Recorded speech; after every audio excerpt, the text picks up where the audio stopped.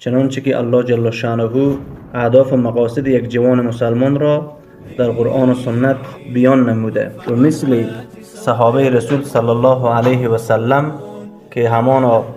ابوبکر و عمر و عثمان و علی و سعد و سعید و طلحه و زبیر رضی الله عنهم اجمعین بودند و